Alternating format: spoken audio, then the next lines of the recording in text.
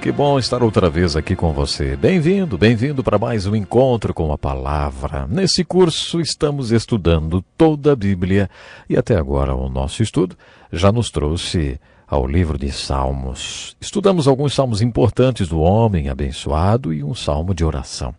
Hoje mesmo eu quero estudar com vocês o Salmo 55. É mais um salmo de oração. Acompanhe-o comigo. Vamos lá. Escuta minha oração, ó Deus. Não ignores a minha súplica. Ouve-me e responde-me. Os meus pensamentos me perturbam e estou atordoado diante do barulho do inimigo, diante da gritaria dos ímpios, pois eles aumentaram o meu sofrimento e, irados, mostram seu rancor. Meu coração está acelerado, os pavores da morte me assaltam. Temor e tremor me dominaram. O medo tomou conta de mim. Então eu disse, quem dera eu tivesse asas como pomba. Voaria até encontrar repouso. Sim, eu fugiria para bem longe. E no deserto eu teria o meu abrigo. Eu me apressaria em encontrar repouso longe do vendaval e da tempestade. Destrói os ímpios, Senhor. Confunde a língua deles, pois vejo violência e brigas na cidade. Eu, porém, clamo a Deus e o Senhor me salvará. À tarde, pela manhã e ao meio-dia choro angustiado e Ele ouve a minha voz. Ele me guarda ileso na batalha, sendo muitos os que estão contra mim.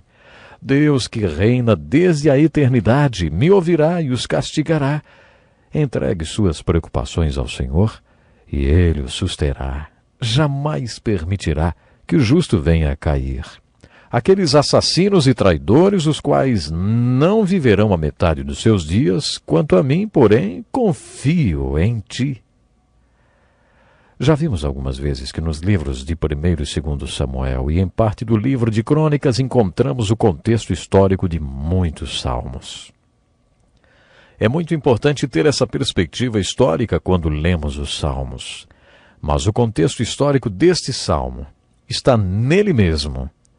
Com base no parágrafo principal do Salmo 55, acreditamos que Davi o tenha escrito logo depois que soube que seu filho Absalão, a quem ele amava muito, foi aconselhado a violentar todas as mulheres de seu pai no terraço do palácio, às vistas de toda a nação de Israel. O objetivo desse ato foi se opor a Davi e levá-lo a uma batalha antes que estivesse preparado para lutar. Essa atrocidade também visava levar o povo a tomar partido ou ao lado de Davi ou de Absalão. Foi Aitofel, que havia sido o melhor amigo de Davi, fiel conselheiro, quem aconselhou Absalão a cometer aquela tão grande atrocidade. É difícil imaginar que o mesmo homem que escreveu no Salmo 23, em verdes pastagens me faz repousar e me conduz a águas tranquilas, fazendo meu cálice transbordar todos os dias da minha vida. É difícil imaginar que o mesmo homem um dia também escreveria o Salmo 55. Depois de ler o Salmo 23, talvez você tenha tido a impressão de que o autor do Salmo 23 não fazia mais nada o dia inteiro além de ficar junto a um riacho cuidando de ovelhinhas que passavam o dia todo balindo, bé, bé. Você poderia achar que o autor do Salmo do Bom Pastor nunca tinha passado por problemas, nem vivido ou enfrentado o que você vive no mundo real. Ouça como Davi descreve seu estado emocional no Salmo 55. Ele diz, meus pensamentos me perturbam e eu estou atordoado. Davi está abatido pela tristeza. Quando estamos cheios do Espírito Santo, temos alegria. Podemos dizer que, nesse caso, Davi não estava cheio do Espírito Santo. Ele estava sofrendo, apavorado, tremendo. Creio que nesse salmo, diante de tudo que Davi descreve, ele não estava cheio do Espírito Santo. Nesse ponto de sua vida, Davi não estava declarando, o Senhor é o meu pastor. Nesse ponto de sua vida, Davi tinha sido seu próprio pastor e isso o tinha levado ao pecado. Davi tinha adulterado e assassinado e estava tentando encobrir os seus pecados. Davi não estava em comunhão com Deus. Ele estava comendo um banquete de consequências do seu pecado muito amargo. Os meus pensamentos me perturbam e eu estou atordoado, ele diz. Davi continua a relatar como está se sentindo. O meu coração está acelerado. Já vimos que o livro de Jó foi escrito para aquelas pessoas com o coração ferido e que todos esses livros poéticos têm um tipo de mensagem para os que estão com o coração ferido. O coração de Davi está muito ferido. Ele diz: os pavores da morte me assaltam. Lembre-se que essa é a mesma pessoa que escreveu: não temerei perigo algum. Agora ele diz: temor e terror me dominam, o medo tomou conta de mim. Vejo violência e brigas na cidade. Pessoas estavam sendo massacradas. Uma guerra muito violenta estava acontecendo. A primeira reação de Davi foi dizer: quem dera eu tivesse asas como a pomba. Eu voaria até encontrar repouso. Sim, eu fugiria para bem longe, e no deserto eu teria o meu abrigo. Você já passou por uma situação quando sua primeira reação foi tentar escapar?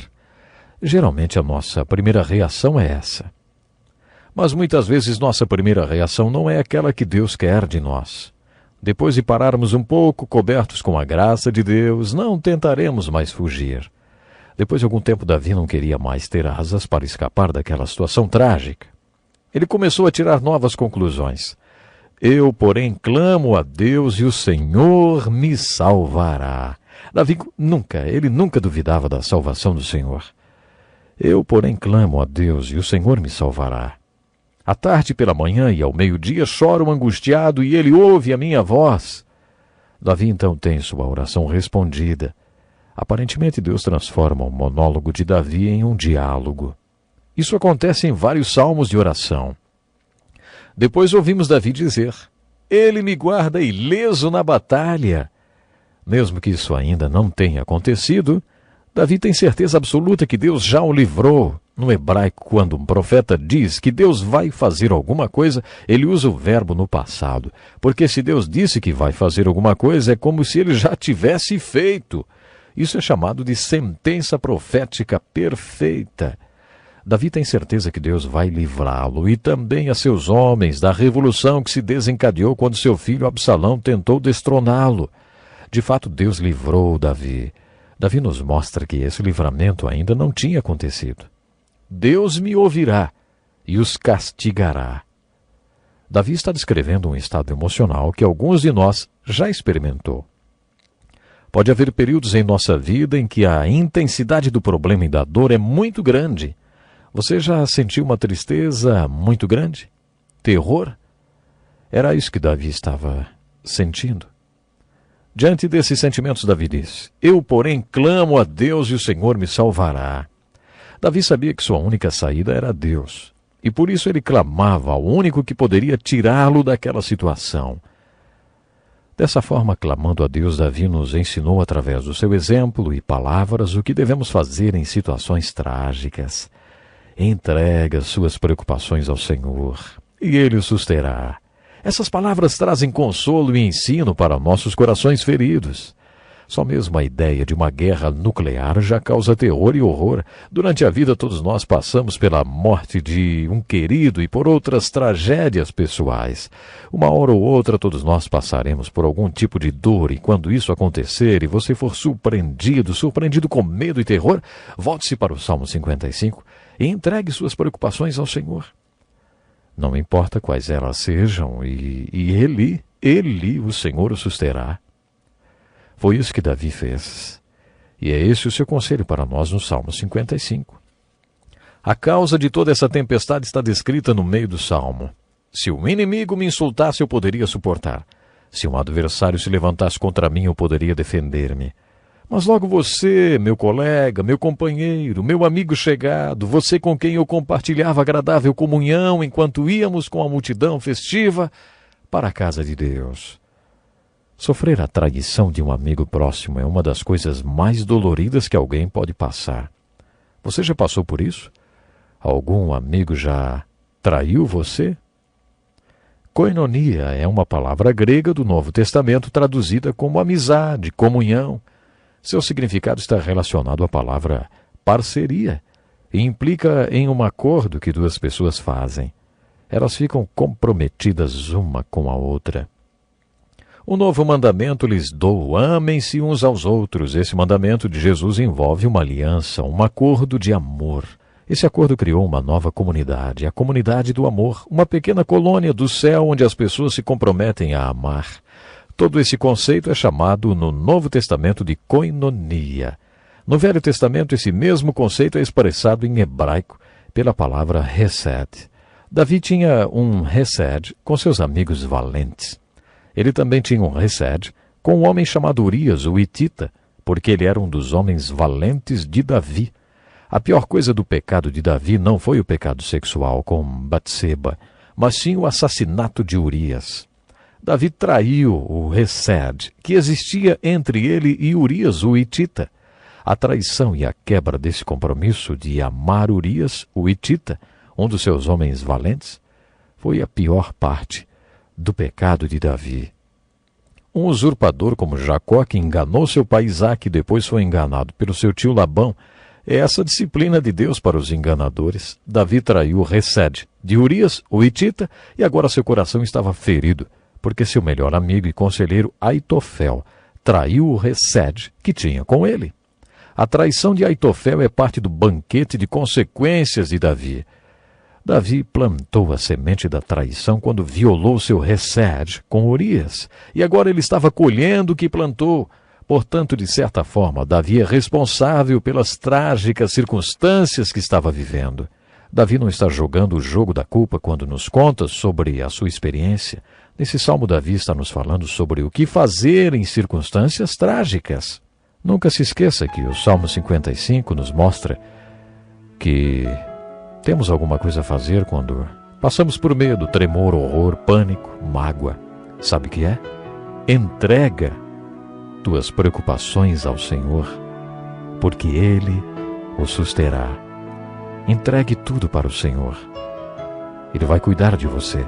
Não importa o que você esteja passando, entregue, somente entregue para o Senhor tudo. E Ele vai cuidar de você. Até o próximo programa. Este é um estudo escrito pelo Dr. Dick Woodward, na voz do pastor Edson Bruno.